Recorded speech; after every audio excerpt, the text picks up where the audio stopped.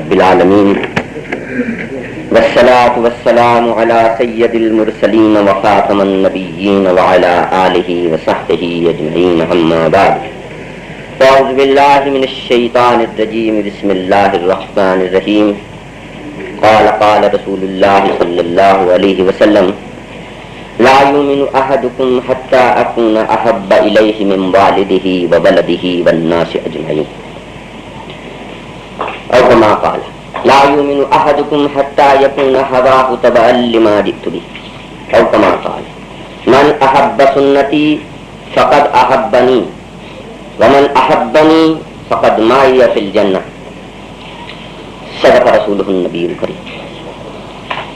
عزیزان گرامی، مجھے آپ کے سامنے حب رسول اور اس کے تقاضے بیان کرنے اور اس سلسلے میں میں نے نبی صلی اللہ علیہ وسلم کی 3 حدیثیں آپ کے سامنے پڑھی جن میں محبت کا معیار بھی بتایا گیا ہے اور محبت کا طریقہ کار بھی بتایا گیا۔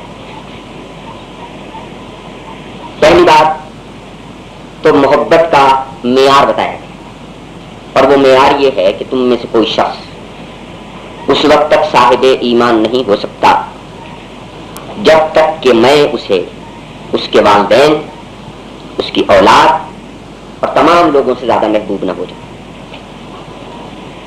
پھر اسی معیار کے سلسلے میں ایک اور عام اور ایک اور منزل بیان کی گئی جو اس سے بالاتر ہے، یعنی اس حدیث میں آدمی کے وجود سے خارج کی محبوب شخصیات سے موازنہ کرتے ہوئے اس بات کا مطالبہ کیا گیا کہ سرکار دو عالم صلی اللہ علیہ وسلم سے اتنی محبت ہو جتنی اپنے خارج میں کسی سے نہ ہو۔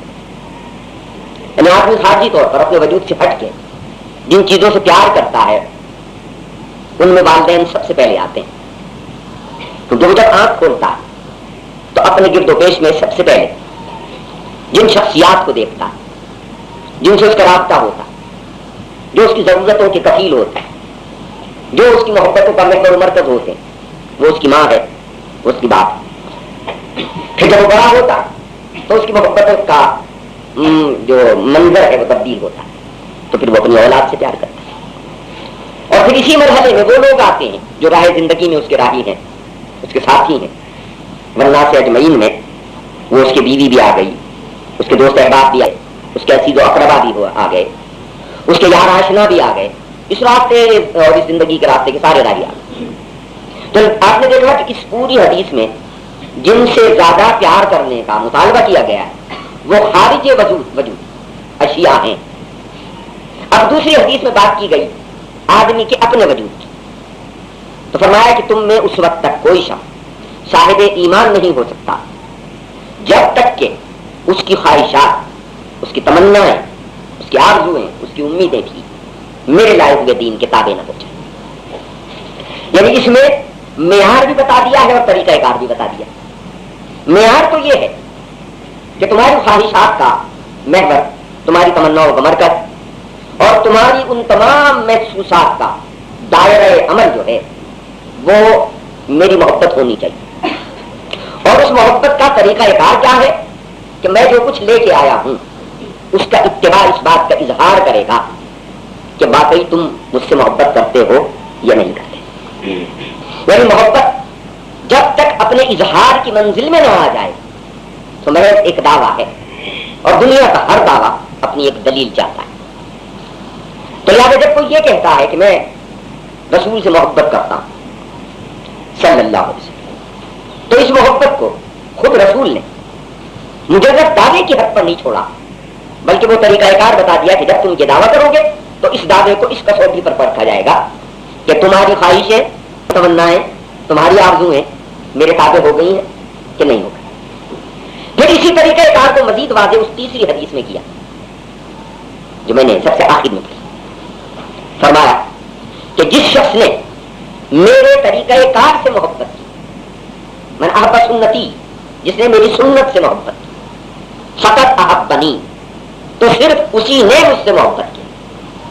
جو حضرات عربی زبان سمجھتے ہیں وہ اس قد کی تاکید کا مفہوم بہت اچھی طرح سمجھتے ہیں، یعنی جسے ہم ظاہر کرنے کے لیے ہی سے تاکید کرتے ہیں کہ ایسا ہی ہے، ٹھیک ٹھیک یہی ہے جو بتایا جا رہا ہے، اسرار کی کوئی بات نہیں، اس کے علاوہ کچھ نہیں ہو سکتا، کوئی اور طریقہ کار نہیں ہے اس کے سوا، تو اس کا اظہار یہ کر کرتا ہے۔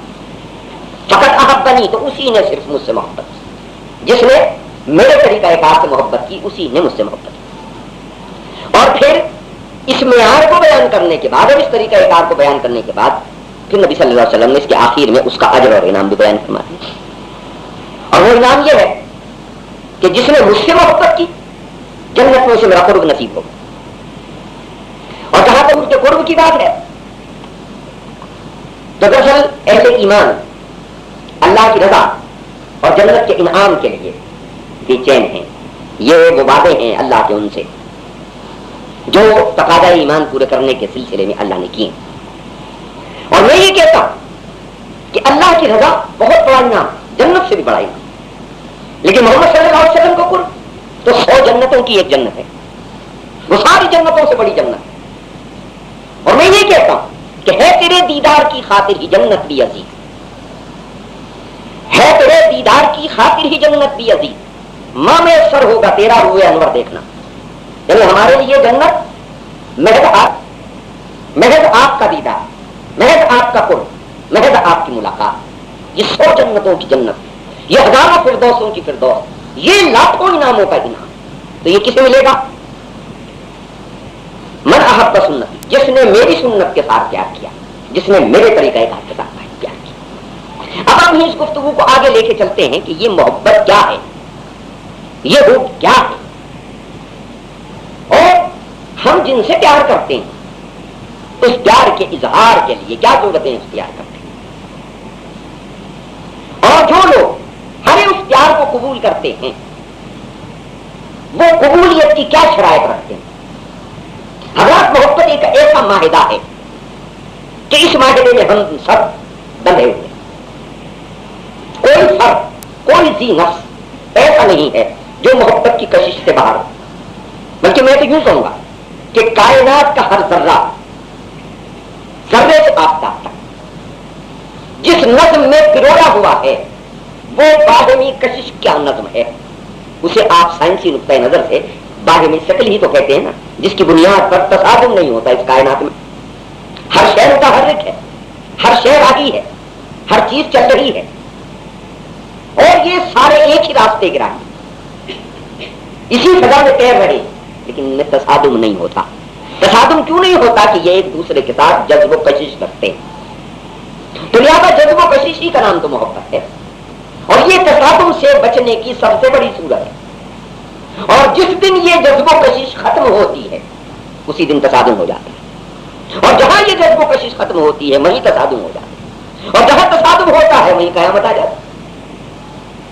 یعنی ایک وجود کی قیامت ہے جس میں آپ دیکھتے ہیں کہ آپ کے اور میرے اعضاء میں جب باہمی ربط اور تسلسل ختم ہوتا ہے تو آپ اسے موت کہتے ہیں، اور کائنات میں جب ربط و تسلسل ختم ہوتا ہے تو اسے قیامت کہتے ہیں۔ گویا یہ سارے چھوٹے چھوٹے وجود ایک دوسرے کی محبت کی بنیاد پر قائم ہیں۔ یہ تو بہت لمبی بحث ہے، ہم اس کو سمیٹ لے لیتے ہیں اور صرف اپنے وجود کی حد تک بات کریں کہ یہ انسان جو ہے یہ ایک ایسا حیوان ہے کہ جسے معاشرتی حیوان کہتے ہیں کہ یہ تنہا زندگی نہیں گزار سکتا، اکٹھے ہو کے رہنا اس کی ایک ضرورت ہے، اور یہ اکٹھے ہو کے رہنا جو ہے یہ محبت کے بغیر ممکن نہیں، کیونکہ اکٹھے ہم کس بنیاد پر ہوں گے؟ جب اکٹھے ہوں گے تو کسی دوسرے کے آپ کو کام آنا پڑے، کسی دوسرے کو آپ کے کام آنا پڑے، کسی کی بات آپ کو ماننی ہوگی، کسی کو آپ کی بات ماننی ہوگی، کسی کے لیے آپ کو ایثار کرنا ہوگا، کسی کو آپ کے لیے ایثار کرنا ہوگا، یہ سارے قرینے محبت ہی کے قرینے ہیں۔ تو اب آپ دیکھیے کہ یہاں ہم قدم قدم پر محبت کرتے ہیں، کوئی آدمی ایسا نہیں ہے جو اس بات کا انکار کر دے کہ وہ محبت نہیں کرتا۔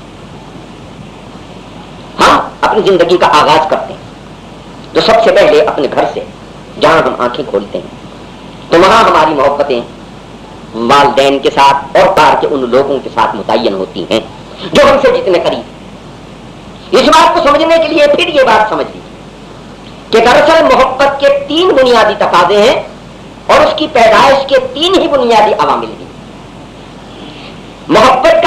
عامل جو ہے وہ قربت ہے، یعنی جس سے جتنا قرب ہوگا اس سے اتنا پیار ہوگا، جس سے جتنی دوری ہوگی اتنی محبت سے مر جائے. یہ پہلا مرحلہ ہے محبت کا. اور اسی بنیاد پر آپ دیکھیں کہ آپ اپنی ماں سے محبت کرتے ہیں لیکن اسی صورت شکل قد بدن اور عمر جیسی محلے کی کسی دوسری عورت سے آپ اس جذبے کو محسوس نہیں کرتے. کیوں؟ اگر کوئی آدمی یہ کہے کہ صاحب انسان کی فطرت میں یہ محبت جو ہے یہ اس لیے ہے کہ ایسے ایسے قد بدن والی عورت جو ہوگی وہ اس سے پیار کرے گا، تو یہ بات اس کی نفی کر دیتی ہے کہ آپ صرف اپنی ماں سے محبت کرتے ہیں. وہ جذبہ جو آپ اس کے لیے اپنے اندر محسوس کرتے ہیں وہ دوسرے کے لیے نہیں محسوس کرتے. تو پتا لگا کہ وہ جو قربت آپ کو اس سے نصیب ہے وہ قربت آپ کو دوسرے سے نصیب نہیں ہے. لہذا قربت دراصل محبت کے آغاز کا پہلا مرحلہ ہے. دوسرا مرحلہ خدمت ہے. یعنی اب وہ ماں آپ کے ساتھ جو طرز عمل برتتی ہے وہ محبت شفقت جو ہے وہ کیسے پہچانی جاتی ہے؟ اس سے پہچانی جاتی ہے کہ وہ خود رات کو گیلے بستر پر سوتی ہے، اپنے بچے کے لیے خشک بستر فراہم کرتی ہے. وہ خود بھوکی رہ لیتی ہے، بچے کو بھوکا نہیں رہنے دیتی. وہ خود تکلیفیں اٹھاتی ہے لیکن اس کو تکلیف نہیں ہونے دیتی. لہذا قربت کے بعد دوسری چیز خدمت، اور خدمت کے بعد تیسری چیز جو آتی ہے وہ ہے وفاداری. اور وفاداری نام ہے استواری کا، وفاداری نام ہے غیب و شہادت، حاضر و غیر حاضر ہر حال میں وفادار کے تحفظ کا. یعنی وفاداری کیا ہے کہ اگر آپ میرے وفادار ہیں تو میری موجودگی میں بھی میرے مفاد کی حفاظت کریں گے اور میری عدم موجودگی میں بھی میرے مفاد کی حفاظت کریں گے. اور اگر آپ ایسا نہیں کرتے تو یہ وفاداری نہیں ہے، یہ غداری. لہذا آپ نے دیکھا کہ یہ تین بنیادی عوامل بھی ہیں اور یہ تین بنیادی تقاضے جن سے محبت شروع ہوتی. اب یہ کہ یہ پہچانی کیسے جاتی، شناخت کیسے کی جاتی ہے، تو اس کی شناخت ان دو جذبوں سے ہوتی. ایک یہ کہ کوئی آپ کے لیے ایثار کرے تو محبت، دوسرے یہ کہ کوئی آپ کی بات مانے تو محبت، اور تیسرے یہ کہ کوئی آپ کو بنانا چاہے اور آپ کی احترام اور آپ کی شخصیت سازی میں بھرپور حصہ لے تو محبت. یہ ساری چیزیں ذہن میں جب آپ بٹھا لیں گے تو اب اس کے بعد ہم حب رسول کی طرف چلیں. تو آپ نے دیکھا کہ آپ نے اپنی ماں سے محبت کی اس لیے کہ اس سے آپ کو قرب نصیب تھا اور اس نے آپ کی خدمت کی تھی اور اس نے ہر حال میں آپ کے مستقبل کو محفوظ کرنے کے لیے نہایت وفاداری برتی. آپ اپنے باپ سے پیار کرتے ہیں کہ اس نے اپنا پیٹ کاٹا تھا اور آپ کو پڑھایا تھا اور آپ کو پالا تھا اور آپ کو پوسا تھا. آپ اپنے ان عزیز و اقربا سے پیار کرتے ہیں جنہوں نے کمزوری میں آپ کو طاقت عطا کی تھی، جنہوں نے ناطاقتی میں آپ کا ساتھ دیا تھا اور جن کی بنیاد پر آپ سر اٹھا کے معاشرے میں چلنے کے قابل تھے. لہذا اب آئیے ہم دیکھتے ہیں اس بات پر کہ یہ محبت جو ہم سرکار دو عالم صلی اللہ علیہ وسلم سے کرتے ہیں اور حضور کا بھی مطالبہ ہے ہم اس سے محبت کرو اتنی، تو اس مطالبے کو ہم محبت کے اس معیار پر آ کے پرکھتے ہیں اور پھر بات کرتے ہیں. ماں نے ہم سے سب سے زیادہ پیار کیا لیکن ماں کا پیار یہاں آ کے ختم ہو جاتا ہے کہ جہاں وہ آپ کو اس آنے والے انجام سے بچا نہیں سکتی کہ جو انجام اس انسان کا ہونے والا ہے جو خدا کی نافرمانی کے راستے پر بڑھا چلا جا رہا ہے، جو اس کے بس میں نہیں ہے. وہ اگر تمنا بھی کرے تو اس کے پاس اس کے ذرائع اور وسائل نہیں. ایک ذات اقدس یہاں ایسی آئی جس کے دل میں اللہ نے محبتوں کے ایسے سوتے اور سمندر بہا دیے کہ خود اس کے سر پر ایک تاج رکھا گیا اور کہا کہ وما ارسلناک الا رحمۃ للعالمین، ہم نے آپ کو سارے عالموں کے لیے رحمت بنا کے دیا ہے. یہ رحمت کیا ہے؟ یہ وہی شفقت و محبت ہے. اللہ جو ہمارا خالق بھی ہے، ہمارا مالک اور پروردگار بھی ہے، اس کی یہ تینوں صفتیں اس بات کا مظہر ہے کہ وہ ہم سے محبت کرتا ہے، کیونکہ کوئی تخلیق بغیر محبت کے نہیں ہوتی. آپ ایک چھوٹا سا مکان بھی بناتے ہیں تو اس سے بڑا پیار کرتے ہیں. مصور تصویر بناتا ہے تو اس کی پرستش کرتا ہے. شاعر شعر کہتا ہے تو اس کی حفاظت کے لیے جان دے دیتا ہے. تو آپ دیکھیں جہاں جہاں تخلیق آتی ہے وہاں وہاں محبت آتی ہے, بغیر محبت کی تخلیق نہیں ہوتی. تو اللہ کو اتنا پیار ہے اپنی ساری مخلوق سے, کیوں کہ اس نے ہمیں پیدا کیا اور بنایا, اور پھر جس کے ذریعے اس نے ہمیں مستقبل کے تحفظ کی ضمانت دی, اس کے کلیجے میں وہ محبت اتار دی کہ جس نے اسے اس مقام پر لا کے کھڑا کر دیا, جیسے خود فرماتے ہیں سرکار دو عالم صلی اللہ علیہ وسلم کہ تم آگ کے گڑھے کے کنارے پر کھڑے ہو, اس میں گرنے والے ہو, اور میں تمہاری کمرے پکڑ پکڑ کے تمہیں گھسیٹ رہا ہوں. یہ میری ہے.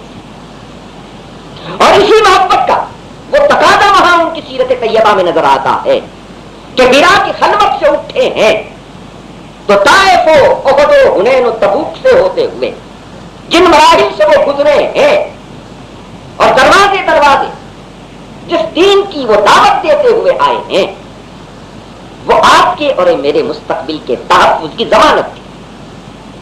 کیونکہ اگر وہ بات ہم تک نہ پہنچا دی جاتی تو انجام کار ہم جہاں جا کے اپنی زندگی کے اختتام سے آشنا ہوتے وہ خدا کے عذاب کی منزل ہوتے.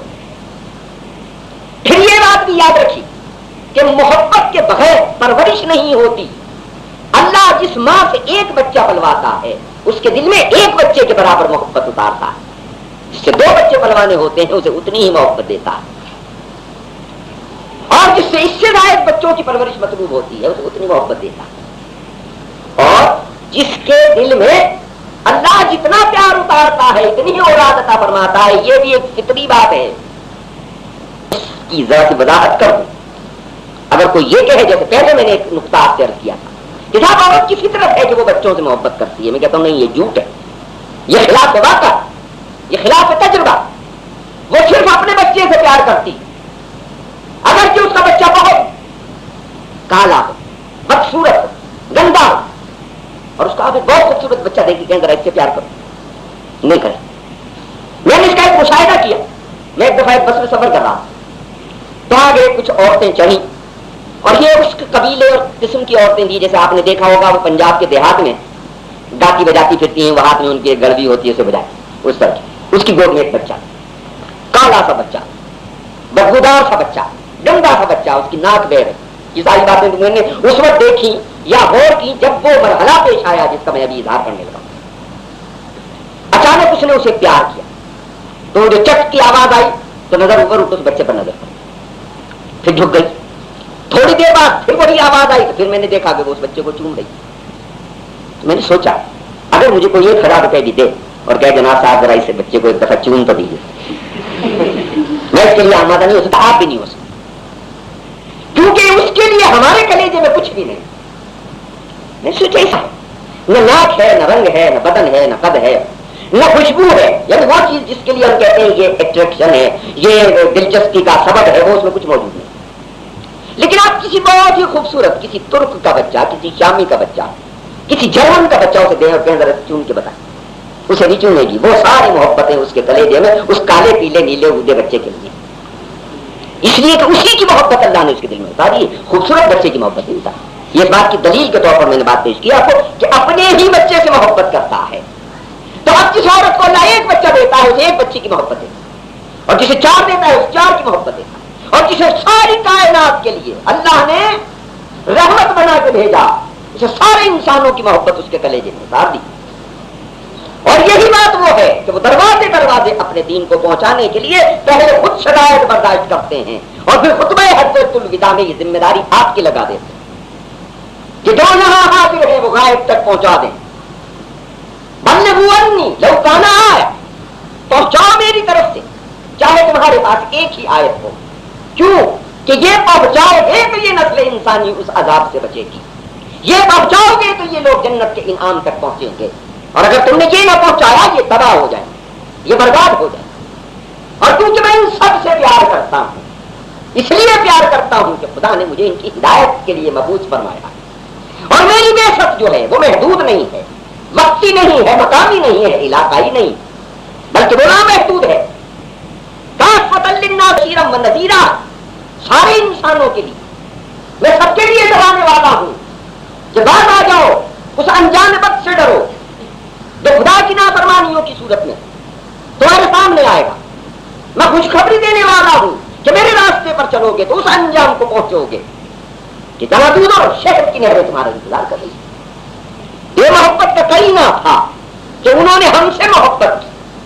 بات کا آغاز یہاں سے اس محبت کے تقاضے پورے کی کہ عہد میں اپنے دندان مبارک شہید کرا دی, طائف کے بازاروں میں مار کھائی اور لہو لہان ہو. اگر بات ان کی اپنی ذات کی ہوتی تو اللہ نے کہا میں سارا عہد تیرے لیے سونا بنائے دیتا ہوں. کہا نہیں, یہ نہیں چاہیے. وہ سجدے میں پڑھ کے اپنی مغفرت کے بعد جو بات کہتے ہیں وہ آپ کی مغفرت کی بات ہے, وہ آپ کی نجات کی بات ہے, اور قیامت کے دان میں بھی وہ آپ ہی کی نجات اور مغفرت کی بات لے کے آئیں گے. لوائے حمد لے کے میدان حشر میں ان کا آنا آپ کی اور میری شفاعت کے لیے. فرمایا میں پہلے اپنی قبر سے اٹھوں, میں پہلے حشر میں پہنچوں گا, میں اپنے حوض پر پہنچ کے تمہارا انتظار کروں.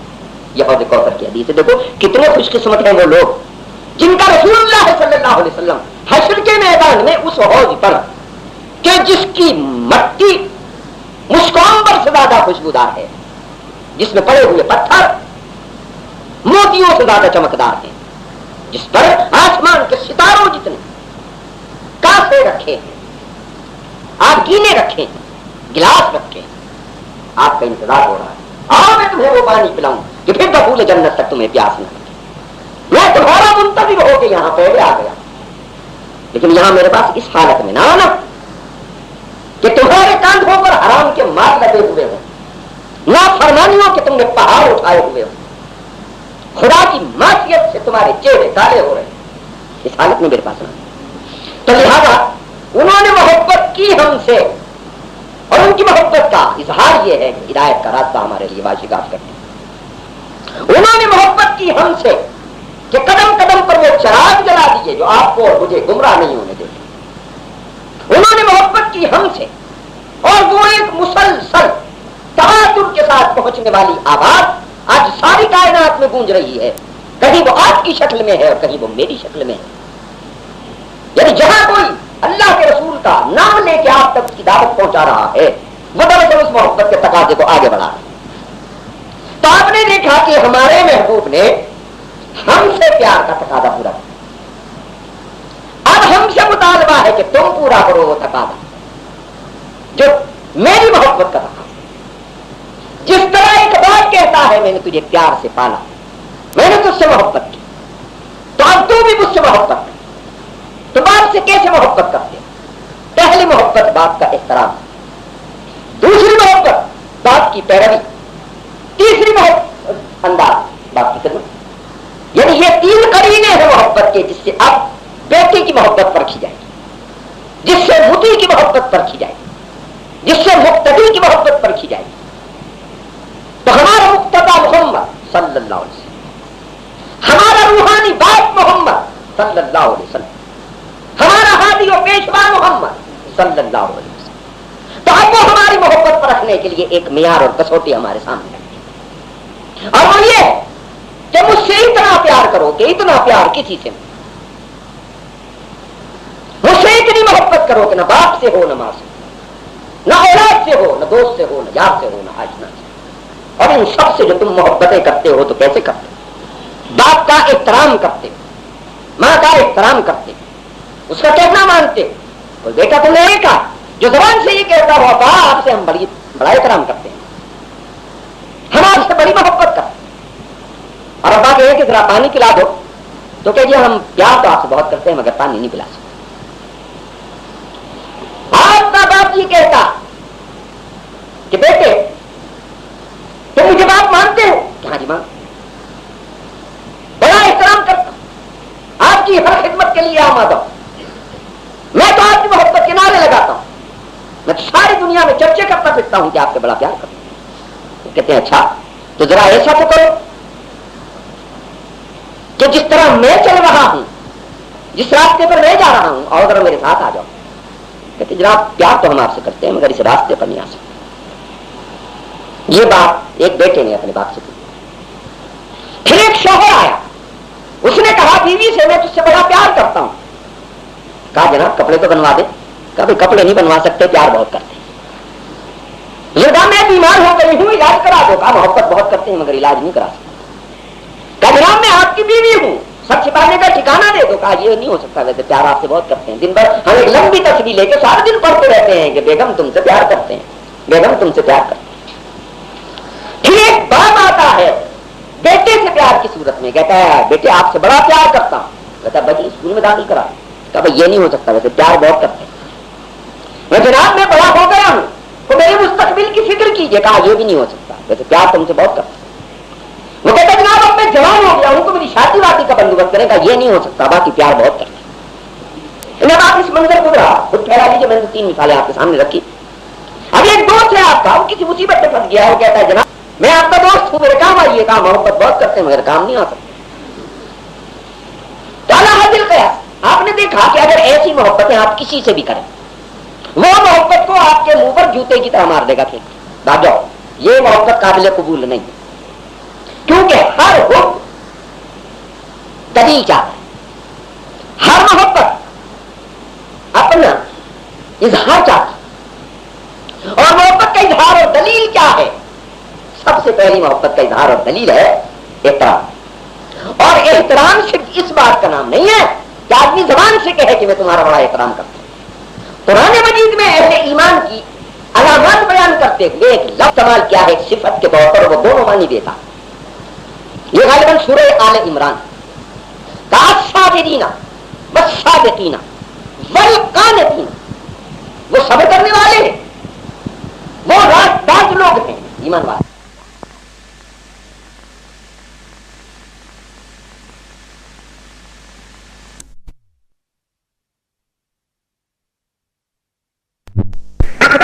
ने एक बार उससे सवाल किया, पूछा, अब आप ये समझ लीजिए कि वो कोई मजहबी पेशवा नहीं, एक दुनियादार किस्म का हुक्मरान है। अपने धर्म में भी उसकी हैसियत कोई दीनी नहीं है मगर दुनियावी है। और फिर वो उस तबके का आदमी है कि जिन्होंने तीनों दुनिया को जुदा जुदा कर दी। तो उससे पूछा कि आपने दाढ़ी क्यों रखी? यदि ना मजहबी पेशवा, ना दीनी रहनुमा, ना आपके यहां इस दाढ़ी की वो हैसियत जो हमारे यहां है, आपने क्यों? उसने उसके जवाब में कहा कि मैं इसके बारे में और कोई बात तो नहीं जानता, सिर्फ इतनी बात है कि मैं सारी दुनिया में सबसे ज्यादा प्यार अपने बाप से करता हूं। और जब से मैंने होश संभाला अपने बाप के मुंह पर दाढ़ी देखी, इसलिए मैंने दाढ़ी। यदि एडवर्ड हफ्तुन की दाढ़ी थी, लिहाजा जाट बंजुम ने कहा मैंने इसलिए दाढ़ी रखी कि मेरे बाप की दाढ़ी थी। तो आपने देखा कि उस काफिर की इस बात में, उस गैर मुस्लिम की इस बात में मोहब्बत का वो करीना नजर आ गया कि मोहब्बत बेदलील है अगर अपने महबूब के अंदाज में ढलने का जज्बा मौजूद नहीं। मोहब्बत गैर मशरूत इस वफादारी और गैर मशरूत इस इताअत का मुतालबा करती है। यानी महबूब के साथ शर्तें नहीं चलती कि जनाब आप इतना देंगे तो हम इतना करेंगे। जब आपने कहा कि आप महबूब हैं तो हमने अपने तमाम शर्तें खत्म कर, हम सबसे बर्दार हो। ये बात तो थी गैर मुस्लिम की जिसने मोहब्बत का करीना बताया। अब एक मुसलमान की बात सुनिए। और वो मुसलमान जो काम करता था वो काम मुसलमानों में बड़ा महबूब समझा जाता। ये बच्चा जब नाच पढ़ता, बहुत खूबसूरत नाच पढ़ रहा, बड़े अच्छे जज्बात का इजहार कर रहा, तो ये नाच कहना हमारी एक बुनियादी खुसूसियत है। अपने नबी से मोहब्बत का इजहार, अपने नबी से इश्क का नारा, इसी का नाम हम आपसे प्यार करते हैं, आपसे ज्यादा किसी से प्यार नहीं करते। तो वो फारसी का एक बहुत बड़ा नाक कशा है, डेविड पकड़ लो, और नाक के हवाले से बड़ा मारूफ। तो एक मुझे ऐसा तो तमिल आदमी उसे उससे प्यार हुआ, कहा ये आदमी रसूलुल्लाह से प्यार करता है क्योंकि प्यार ही तो तेरी एहतराम कराता है, प्यार ही तो मोहब्बत का नारा लगवाता है, लिहाजा चलो इससे मिल गया। मैं बेबिल से मिलने के लिए अपने गांव से चला, बस्ती में आया, पूछता था उसके दरवाजे तक पहुंच गया, दस्तक दी, सुबह का वक्त था, महसूस दाढ़ी मुंड रहे, दरवाजा खोला, बुला लिया, जी मैं बेबिल से मिलने आया, मुझे जरा मुझे बेबिल साहब का पता बता। उसने कहा बेबिल तो मैं हूं, फरमाइए क्या कहना है। तो उसने बड़ी हैरत से देखा, तू बेबिल, وہ ظالم کی ناتے بھی کہتا ہے اور ریش تراشی داڑھی بھی مونتا ہے. کہا ہاں داڑھی بھی تو مونتا ہوں, کسی کا ہل تو نہیں تراشتا. اس کے جواب میں اس دیہاتی نے کہا ظالم تو دلے رسول اللہ تراشی تو داڑھی نہیں مون رہا, وہ تو محمد صلی اللہ علیہ وسلم کی دل آزادی کر رہا, محبت کا نعرہ بھی لگاتا ہے, داڑھی نہیں مونتا. اس کا رسول کے نعرے بھی ہیں اور سنت رسول کی تعلیم بھی ہے.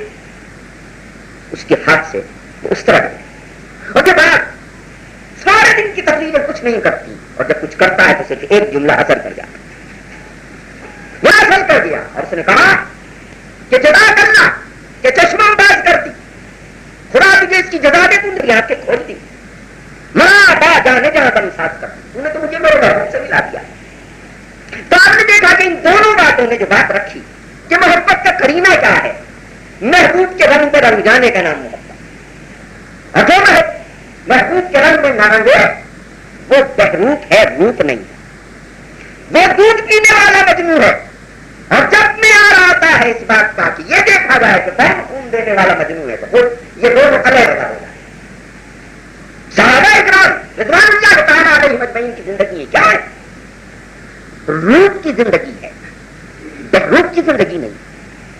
یعنی وہاں صورتحال اتباع کے بارے میں کیا, مرد ہو جائے بوڑھا ہو جائے بچہ, ان میں سے کسی شخص نے سرکار سے محبت کے سلسلے میں کچھ تحفظات مانگے, کوئی شرط عائد کی ہے, کہا جناب آپ ہمیں یہ دیں گے تو ہم آپ کو یہ دیں گے, آپ جناب ہماری روٹیوں کا بندوبست کر دیں گے تو ہم آپ کی نعتوں کی محفلیں سجائیں گے, آپ ہمیں کوٹھیوں کی ضمانت دیں گے تو ہم آپ کے لیے درود پڑھ لیں گے, آپ ہمارے لیے کاروبار کی برکتوں کی نوید دیں گے تو چلیے ہم آپ کے کہنے کے مطابق نماز کی طرف بھی آ جائیں گے, آپ ہمیں جھوٹے مقدمات میں جتانے کا کوئی وظیفہ بتائیں تو ہم بھی آپ کی بڑائی کا کوئی نعرہ لگا دیں گے, اور آپ اگر ہمیں اس دنیا میں کوئی کارخانے وارخانے علاج کرانے کا کوئی مسئلہ بتائیں گے تو پھر اس کے سلسلے میں چلیے ہم بھی آپ کے کہنے کے مطابق حج کی رسمیں ادا کرتے ہیں.